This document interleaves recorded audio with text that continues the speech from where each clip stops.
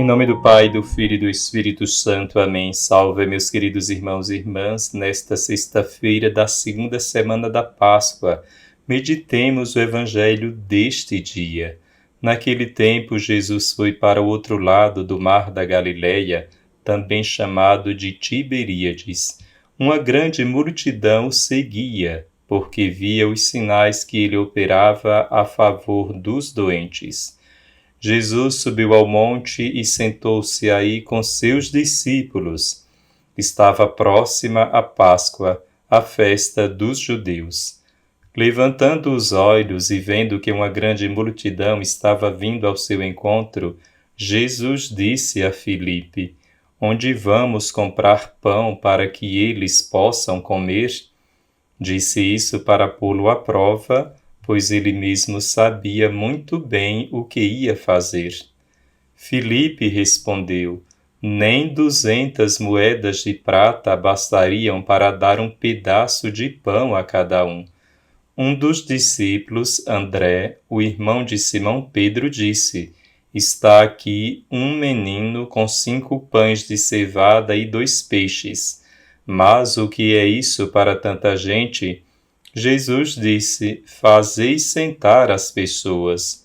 Havia muita relva naquele lugar e lá se sentaram aproximadamente 5.000 homens. Jesus tomou os pães, deu graças e distribuiu-os aos que estavam sentados, tanto quanto queriam, e fez o mesmo com os peixes. Quando todos ficaram satisfeitos, Jesus disse aos discípulos: "Recolhei os pedaços que sobraram, para que nada se perca." Recolheram os pedaços e encheram 12 cestos com as sobras dos 5 pães, deixadas pelos que haviam comido. Vendo o sinal que Jesus tinha realizado, aqueles homens exclamavam: "Este é verdadeiramente o profeta, aquele que deve vir ao mundo." Mas, quando notou que estavam querendo levá-lo para proclamá-lo rei, Jesus retirou-se de novo sozinho para o monte. Meus queridos irmãos e irmãs, entre os milagres de Jesus, nenhum é narrado nos evangelhos quanto o da multiplicação dos pães. Os 4 evangelistas narram esse milagre. O Evangelho nos diz que estava próxima a Páscoa, a festa dos judeus. Por isso, meus irmãos e irmãs, este Evangelho é um convite para que interpretemos a multiplicação dos pães na perspectiva da Páscoa hebraica dos judeus. Jesus está diante de uma multidão numerosa, aproximadamente 5.000 homens. Mas é importante que lembremos que ali estavam também as mulheres e as crianças. Então esse número pode ser mais do que o dobro. E Jesus, para testar a fé de Filipe, perguntou: "Onde vamos comprar pão para que eles possam comer?" E Filipe responde: "Nem 200 moedas de prata bastariam para dar um pedaço de pão a cada um." Mesmo que tenhamos muito, é nada na concepção de Filipe. Uma linguagem moderna, para Filipe, os pães deveriam ser comprados numa padaria. No entanto, Filipe estava diante do verdadeiro pão da vida, que é o próprio Cristo. A multiplicação dos pães já é uma prefiguração da própria Eucaristia, pois Jesus se despedaça e se dá em pão para toda a humanidade. André apresenta a Jesus um menino com 5 pães de cevada e 2 peixes. São nas mãos de Jesus que a multiplicação dos pães se realiza, porém os pães e os peixes são tirados do alforje, ou seja, da nossa bolsa.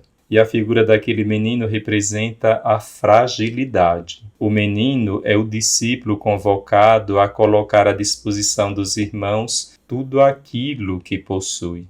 Nas mãos de Jesus, o pouco se transforma num milagre. Embora tenhamos pouco, para Jesus é muita coisa.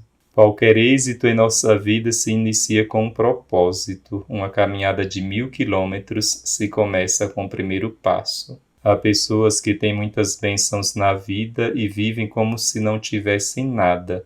E há pessoas que têm pouco e vivem como se tivessem muito. Um piano nas minhas mãos não é nada, somente ruídos, pois eu não sou um pianista. Um mármore em minhas mãos não é nada, pois eu não sou artista. Uma tela em minhas mãos não é nada, pois eu não pinto, farei apenas traços desconexos. Mas um piano nas mãos de Beethoven gera uma bela harmonia. Um mármore nas mãos de Miguel Ângelo gera um Davi. Uma tela nas mãos de Van Gogh se transforma numa bela obra de arte. E tua vida está nas mãos de quem? Deixa tua vida nas mãos de Jesus, que Ele te abençoará e multiplicará abundantemente. Estamos nas mãos de Jesus, o grande artista. No Evangelho, o Senhor agiu poderosamente por meio da pequena quantidade de comida que o menino colocou à disposição do Senhor, 5 pães e 2 peixes. No entanto, tudo o que Jesus precisava era apenas de um pouco de generosidade da parte daquele menino para alimentar a multidão. Nunca podemos subestimar a maneira pela qual o Senhor pode tocar a vida das pessoas hoje. É preciso que permitamos que o Senhor trabalhe com o que temos, mesmo que às vezes pareça muito insignificante. O Senhor fará sua obra. O Senhor age poderosamente por meio de recursos aparentemente insignificantes. Nossos recursos humanos, por mais inadequados que sejam, são muito importantes para o Senhor. Se lhe oferecemos nossos escassos recursos, Ele poderá aumentá-los, além de todas as nossas expectativas. Tudo o que o Senhor pede é que sejamos generosos com o que temos, por pouco que seja. Ele agirá por nosso intermédio, de maneira que ficaremos surpreendidos. O modo como o Senhor trabalha é diferente de como o mundo funciona. Como disse São Paulo, o poder do Senhor muitas vezes se aperfeiçoa na fraqueza. E quando sou fraco, aí é que sou forte. O Senhor esteja convosco, Ele está no meio de nós. Abençoe-vos Deus Todo-Poderoso, Pai, Filho e Espírito Santo. Amém.